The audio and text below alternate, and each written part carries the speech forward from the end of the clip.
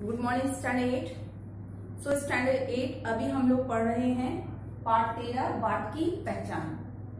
तो आप लोगों ने इसके पहले आप लोगों ने देखा कि किस तरह कवि जो कह रहा है कि स्वप्न जो है चाहे वो किसी भी उम्र किसी भी पड़ाव के लोग हों सभी देखते हैं, लेकिन स्वप्न को यथार्थ की धरातल पर रख करके ही सोचना चाहिए। तो चलिए हम लोग आगे की पंक्ति की ओर बढ़ते हैं। सो आगे की दो पंक्तियां जो हैं अनुच्छेद जो हम लोग पढ़ेंगे, इसमें कुछ वर्ड मीनिंग जो है वो मैं ब्लैक बोर्ड पर आपको लिख दी हूँ जो इस कविता में प्रयोग किया गया है। जैसे सरिता का मतलब मालूम है आप लोगों को, नदी होता है। शर मतलब वान, आन प्रतिज्ञा, उन्मुक्त स्वच्छंद और दृढ़ कोरकुमिस आंख के कोने।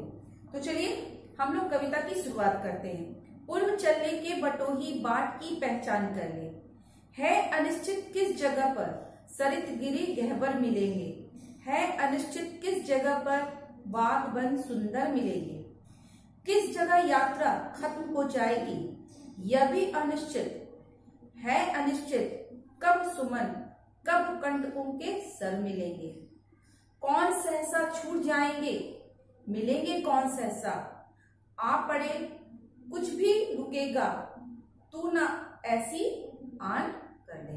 तो इस पंक्ति में जो कवि हम लोगों को बताने की कोशिश कर रहे हैं कि पूर्व चलने के बटोही बाट की पहचान कर ले, मीन्स अपने लक्ष्य को निर्धारित करने से पहले अपने मार्ग को की जानकारी रख लेना चाहिए।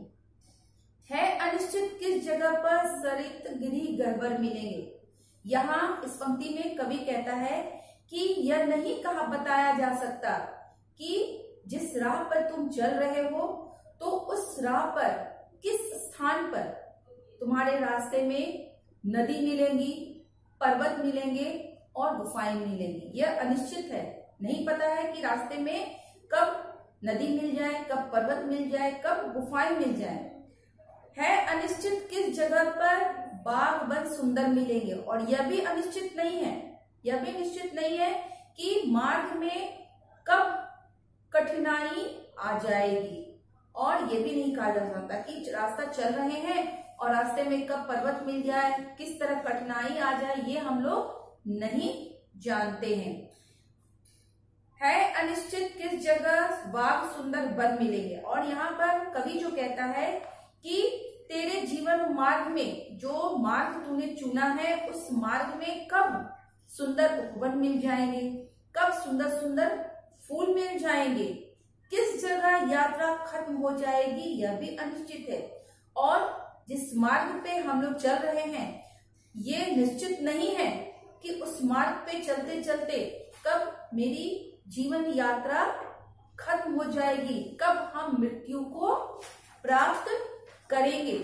है अनिश्चित कब सुमन कब कंटकों के सर मिलेंगे, और कवि कहता है कि यह भी निश्चित नहीं है कि जिस राह पे आप चल रहे हो उस राह में कब रास्ते में तुम्हारे लिए फूल बिछे होंगे और कब तुम्हारे रास्ते में तुम्हें कांटे का सामना करना पड़ेगा, कौन सहसा छूट जाएंगे कौन मिलेंगे सहसा। और यहाँ पर कवि यह भी कहता है कि जब हम रास्ते में चलेंगे कब रास्ते में कितने परिचित लोग हमसे मिलेंगे और कितने ऐसे लोग होंगे जो हमारे अपने हैं, हमारे प्रियजन हैं, सहसा हमसे वो बिछड़ जाएंगे, ये भी हम लोग नहीं जानते हैं।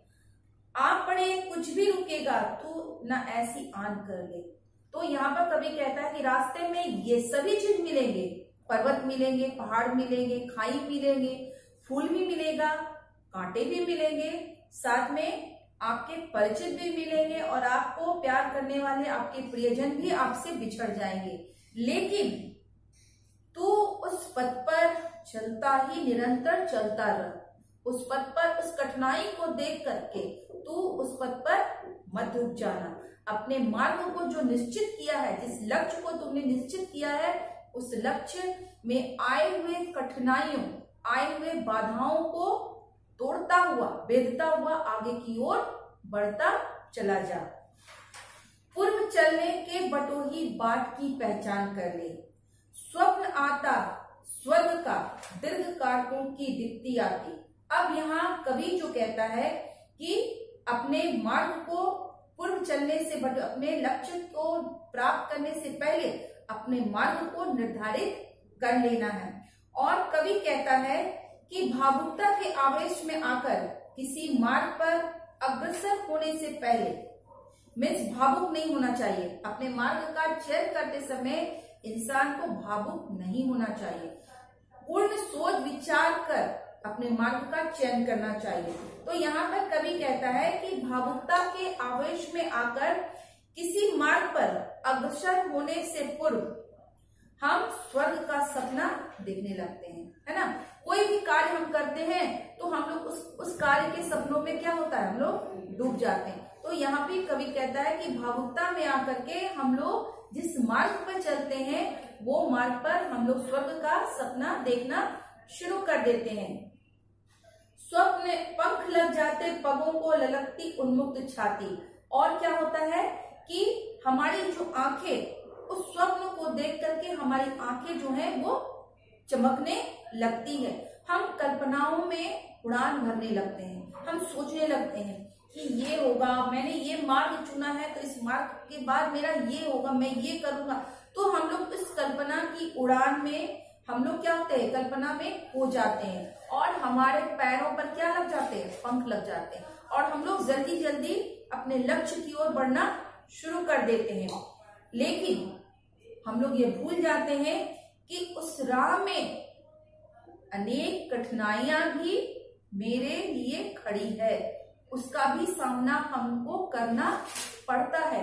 और जब राह में, जिस राह में हम लोग चल रहे हैं और उस राह में एक छोटा सा कांटा जब हमारे पैरों में चुभता है तो उससे रक्त का प्रवाह होने लगता है, खून निकलने लगता है और खून की जो दो बूंदे है ना, तो जब खून की जब दो बूंदे गिरने लगती है तो जिस कल्पना की उड़ान, जिस कल्पना में हम खोए रहते हैं वो कल्पना की उड़ान धीरे धीरे क्या होती है, चकनाचूर हो जाती है। हम जो सपने देखते हैं वो सपने हमारे चूर हो जाते हैं। अर्थात यहाँ पर कवि कहता है कि मार्ग में आए हुए अवरोध मीन्स बाधाएं हमें यह बताता है कि आंखों में हम हजारों सपने लिए हुए हैं, लेकिन हमारा जो पांव है वो पृथ्वी पर ही होना चाहिए। क्योंकि हम लोग कल्पना की उड़ान बहुत भरते हैं, हम लोग कल्पनाओं की दुनिया में खो जाते हैं और यथार्थ को हम लोग क्या करते हैं, भूल जाते हैं। अपने पांव को हम लोग पृथ्वी पर नहीं टिकने देते, इसमें पंख लग जाते हैं और हम लोग उड़ना शुरू कर जाते हैं। लेकिन एक हल्की सी कठिनाई, एक हल्की सी बाधा हमें उस कल्पना की उड़ान से पटक करके धरती पर ला खड़ा करती। इसीलिए कल्पना करना जरूरी है, लेकिन अपने पैर को पृथ्वी के धरातल पर मजबूती से खड़े रहना चाहिए। तो स्टूडेंट्स, ये कविता जो है वो बहुत अच्छी कविता हरिवंश राय बच्चन जी की, पाठ की पहचान। और ये आपके लिए, हमारे लिए, सभी लोगों के लिए ये एक सीख है कि जब भी हम अपने लक्ष्य की ओर भागें तो लक्ष्य पर जाने से पहले अपने रास्ते की पहचान कर लें, क्योंकि रास्ते में अनेक कठिनाइयां आएगी और उन कठिनाइयों को पार करते हुए हमें अपने लक्ष्य की ओर बढ़ना होगा। तो ये चैप्टर यहीं पर कंप्लीट हो गई और मुझे आशा है कि आप लोगों को पाठ समझ में आ गया होगा। अगर नहीं आया है तो आप वीडियो को बार बार देख सकते हैं, आपका वीडियो YouTube पे है, आप देख सकते हैं और समझने का प्रयास भी कर सकते हैं। Thank you.